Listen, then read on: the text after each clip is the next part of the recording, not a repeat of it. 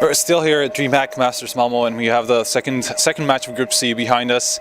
Dignitas beating an IP. I guess that's the first thing that we're going to talk about while it's still fresh in your mind. First of all, I noticed a little bit of a difference in your veto process because you didn't ban Dust 2 first. Was that just a surprise in IP, or what was the thinking behind that? Well, like we have been watching what they veto, what they play, and we have seen that they don't really play so much Dust 2. Like they have new maps like Overpass, Cobblestone, maps I haven't seen them play for a long time, but we're also really good on Cobblestone and such, so we tried them to veto Dust 2, so it was nothing special with it. We just tried to get the veto to our advantage.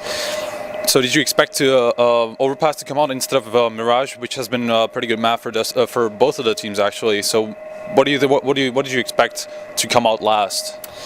Well, we were expecting Inferno or Mirage actually, because, well, we haven't played so much Overpass, but we thought they thought we were playing it a lot, so we tried just to be ready on 4 different maps, but we felt really confident playing Mirage. We have been boot camping for 1 week prior to this, yeah, we just felt really ready for Overpass also.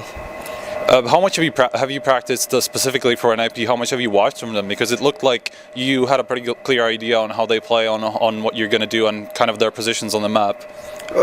We haven't watched so much. We have some guys helping us from the outside, looking some demos, giving us information. What should we do? How do they play? How are the standards, like anti-threat basically? But we didn't feel we needed to use so much of it because, for me at least, it felt like they were not hitting their normal shots, and we were just really playing really well as a team.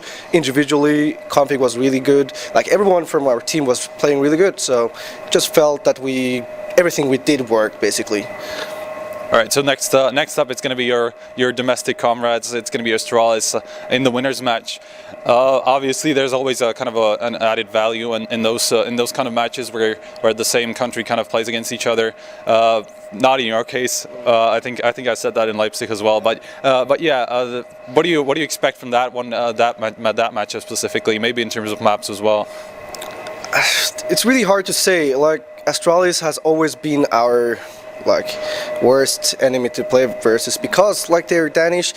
Playing versus the same country is always really hard because everyone knows what they're doing basically, and they're really good players. We just hope that we can play together as a team, hit our shots, be ready for them, and let's see what happens. We always play really close versus them. The last time on LAN was ESL Barcelona. There we played Mirage and Overpass. It was, and we played really close to them. We should actually have won Overpass, I remember. So I think if we just play as we did today and we're just ready, we can play a good match versus them at least. I think on both maps we were actually favored on one point, both Mirage and Overpass. But yeah, looking at your recent results, obviously you went into the qualifier, for example, as the clear favorites. Everybody was talking about you, how you have a pretty easy way through. It just didn't fall together. So, what are you looking to accomplish maybe at this tournament and maybe in the next few months? How are you looking to get better? Well, I can say. The major qualification, when we failed there, it was like a setback for us. We got really sad and such, but we just tried to fix everything, talk with each other, what was doing wrong, and yeah, also happened on Copenhagen Games actually. We failed there too, so we had a boot camp which has helped us a lot, to know more what we are doing on several maps, because our CT sites has always been the problem. The T sites has always been good. We have good tactics, the chemistry on T is really good. The CT sites has always been bad, and that's what we have been practicing for a long time now. Our expectation for this event was to get through groups and see what happens after, because like you said, we haven't played as we did the first months. But it feels like we are coming back there, hopefully, that this wasn't just a surprise or whatever you can say, luck, but coming out of groups and take everything after that as a bonus, So this is just a test, I would say. All right, so I noticed that MSL is kind of coming back to the op a little more than before. I know that you guys talked about it a lot in the previous months as well. In the first few months, even though you were good, you always had that kind of a problem with the op. So is that something you've talked about with the team in the past week on the boot camp, or is that something that's been in the works for a while? Well, MSL has always been playing the op on several maps. Sometimes I also played on some maps, for example, Overpass.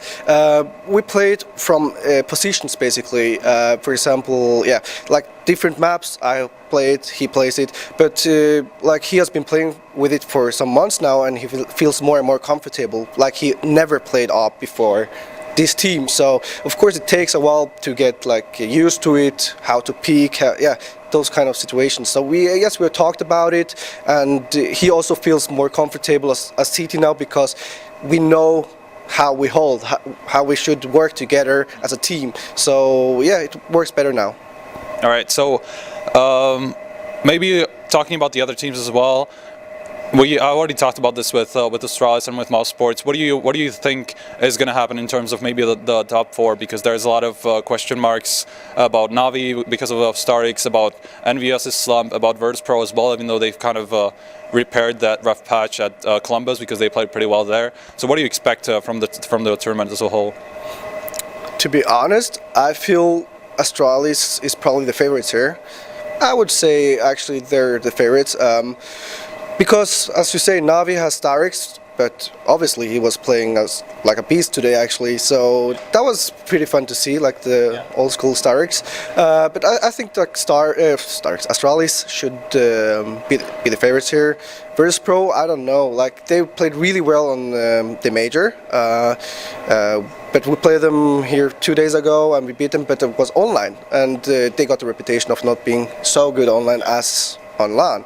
So it's really hard to say how good they are going to play on this LAN, but yeah, I think Astralis is the favorites.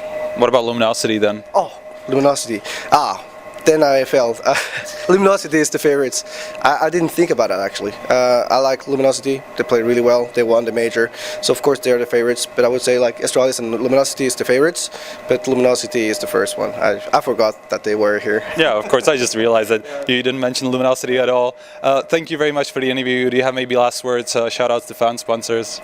I want just to thank to every fan we have, to Dignitas for having us, making this possible, making the bootcamp possible, and I want to thank you for the interview. All right, thank you very much. We're going to come back with more interviews in the future, in the coming hours and days, so stay tuned to HLTV.org.